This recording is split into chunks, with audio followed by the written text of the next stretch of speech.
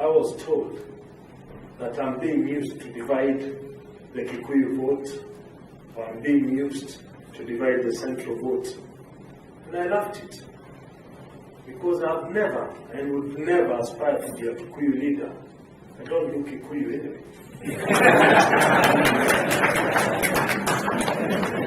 I've also never aspired to be a regional leader because I don't believe it will do anything for the good of the public. And my name said we don't insinuate in a community. And I've thrived and thrived. I was chairman of Reunion Football Club. They did not look at what community I came from because I had been their goalkeeper. They also never looked when I was their goalkeeper which community I came from. They were looking at my abilities when I was their goalkeeper. Had I been a poor keeper, they would not have kept me in the team. And I remember very well, and I told the friends I met earlier, I've survived in neutrality to the best of what my beliefs are.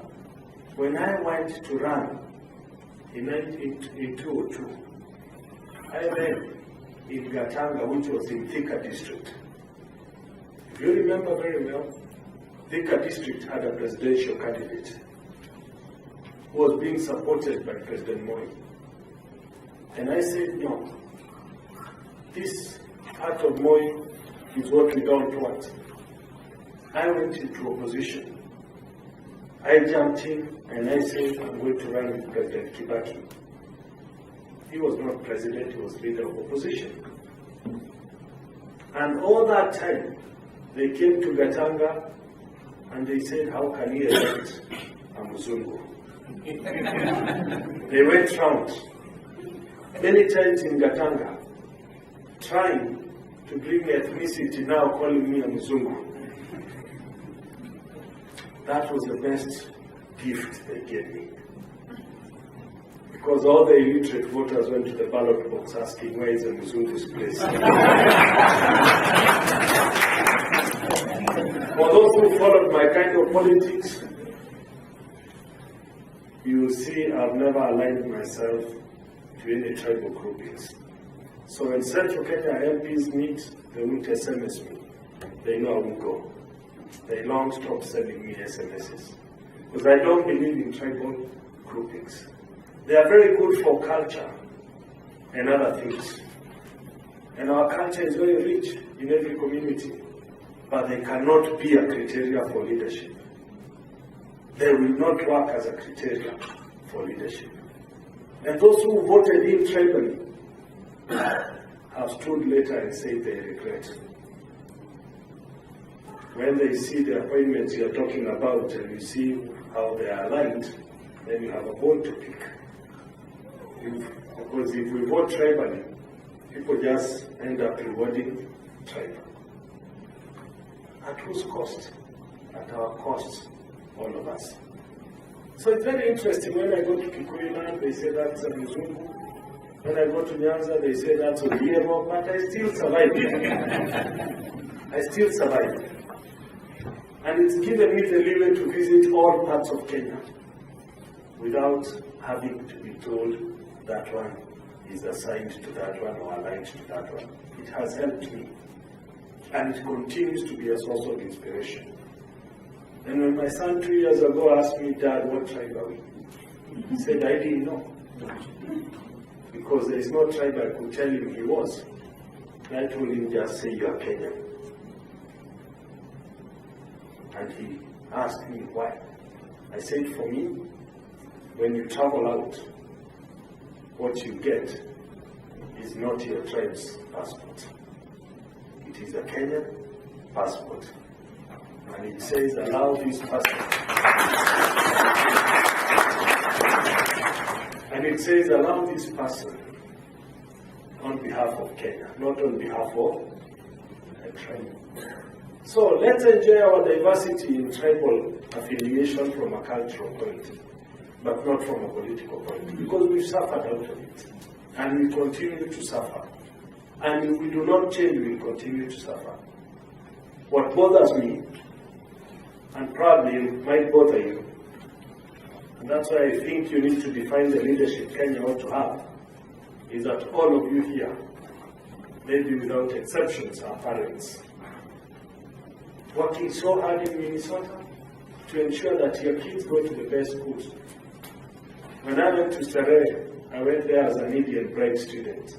I got paid for school fees by somebody I never met, somebody I never got a chance to meet. So when I grew up, I wanted to give my kids the benefits of having a dad who will look after their best interests. And I know that's what most of you do as well. Try to give your kids the best you can ever give. But in doing so, you become slaves of your family. Challenge that I have and the challenge that you have. What price do you pay by working so hard for your family, and at the end of it all, they have no country as the kids you brought up to stay in? That's the challenge. And it remains the challenge that if you have kids, you want to do it for them. If you have grandchildren, you want to do it for them. So, if you have kids, you want to do it for them. You owe it to them because you want them to have a country back home. So for me, we are not doing it for an individual. It's not about Peter Kenneth. I'll never allow it to be about Peter Kenneth. It has to be about us, our kids, and future generations, so that they can have a country to relate to. If we do not do it, and you'll come back to your culture and tell me that even culturally, we lost it because we didn't sort out our country for our kids and future generations. And that's why we must address these issues. People have asked me what I'm thinking about politically. I've at least made some official pronouncements. I have said I will not be seeking re-election as a member of Gatanga. I've done what I would consider okay in Gatanga. We've been voted the best constituency in the last 5 years.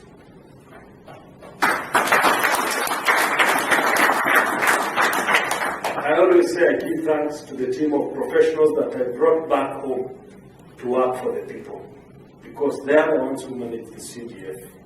We've sorted out security in Gatanga. We are like a police state, because we invested in many facilities. We invested in our roads. When it rains, we don't care. We are all right. We killed all the small sub-village water projects. We said we wanted one water company to provide water for anybody who applied and paid for it. We are on track. We sorted out our education facilities. We sorted out our health facilities by having a dispensary every 5 kilometers of each other, because we knew our people didn't have money. We didn't want them to spend money on transport. When we don't have drugs, we do a Gatanga night at Carnival, and we raise enough money to buy drugs for our hospitals. I've also said I will not be running as a governor, I will not be running as a senator. So your guess is as good as mine.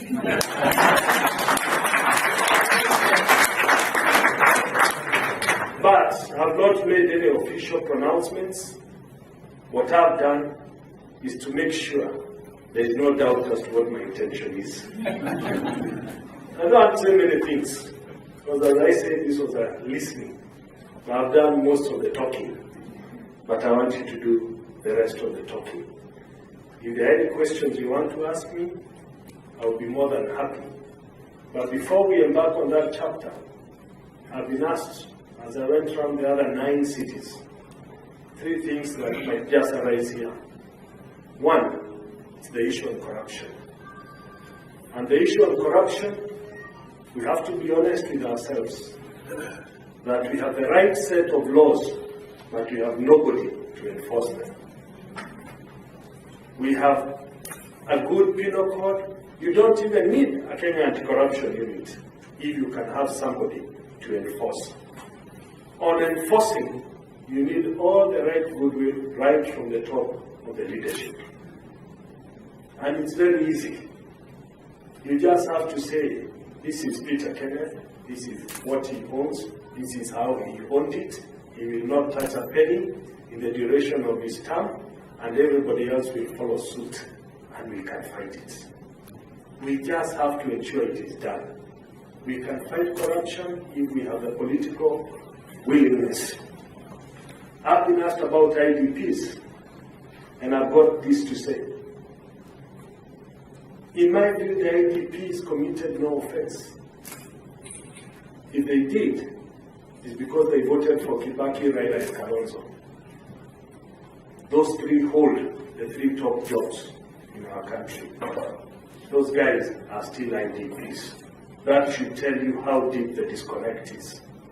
But what pains me and what hurts me is that those who are in those camps own properties, own pieces of land, own homes, own businesses.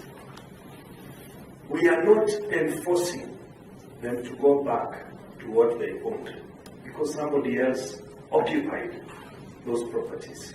Somebody else took over those businesses. And because those who took over are the backbone of a certain politician, we do not want to hurt that particular politician because we can use him for convenience to frustrate another politician. So that is how it is in terms of enforcement of the law. If we just forced and used the law, it would be very simple. You'd have no IDPs. 46 or so years after independence, Kenya should not have IDPs, whether internal or external. It's a shame. It hurts many of us to see people who worked so hard are IDPs. The third thing I was asked about justice. And I was asked about ICC. And I have this to say. I voted against ICC. I voted for local tribunal. And the reason I voted for local tribunal is because I never wanted Kenya as a sovereign state to lose jurisdiction. I also never wanted the many people who are in IDP camps not to be able to give evidence. It is assumed only those who have been named committed atrocities. But those people who are living in IDPs, those IDPs who are in those camps, know exactly who kicked them out of their homes, who did what they did, and they know that those people are walking scot-free. And they also know they'll never have a chance to go to Hague to give evidence. Had we had a local tribunal, all those guys in camps would have come and given evidence. The question we must be free to address ourselves to is, what do we want? Peace before justice, or justice before peace? I'm a stickler of the rule of the law. I would rather have justice before peace because it goes down as an equality process. I'm a believer if there is nobody above the law, similarly there shouldn't be anybody below the law. And therefore justice is something that we need. I'm happy with Justice Mutunga. He was appointed outside the box. I think he's going to do very well. He started doing very well as a Chief Justice. And for me, we can again start to see the wheels of justice move again, or roll faster than they did before. I know you said about Kenyans outside not being appointed. The other day, 24 new judges were appointed. 14 came from outside Kenya and were Kenyans. I think that is a step to move because they have best practices from wherever they are. I also want to say this, the Public Service Commission has been more than neutral in terms of recruitment. In the last 1 year, it has recruited at professional level Kenyans who live outside more than Kenyans who live inside. And we must take advantage of that. To me, we must take advantage of that leeway that exists to reconnect back home. But the best way to reconnect back home, I'll tell you once more, register as voters, make sure you define the kind of leadership you want. It's very easy. Somebody asked me, why can't we have a diaspora constituency? And I say the Constitution is very clear. It defines the constituencies. You cannot create a constituency. But if you show what your real numbers are, there is no harm in creating a ministry for Kenyans who live outside.